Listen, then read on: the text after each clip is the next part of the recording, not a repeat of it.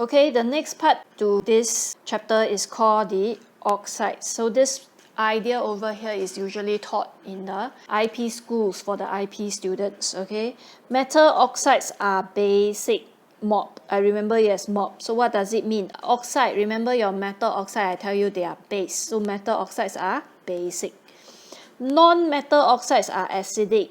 Okay, common example, CO2, NO2, SO2, and other examples. As long as you know how to apply, you must know they are acidic. Okay, look at all this: zinc, aluminium, lead, oxide. Okay, so these are all metal, zinc, aluminium, lead oxide, these are all metal oxides, okay, but they are not basic. We call them amphoteric. So amphoteric means they are both acidic and basic. They have both acidic properties and basic properties.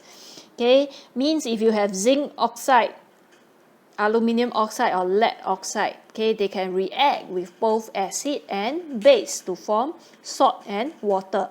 Okay, zinc, aluminium, and lead, I remember it as Z. Okay, CO, NO, H2O, these are all still non-metal, but they are called the non-metal monoxide. Okay, as long as it's one oxygen, okay, they are neutral.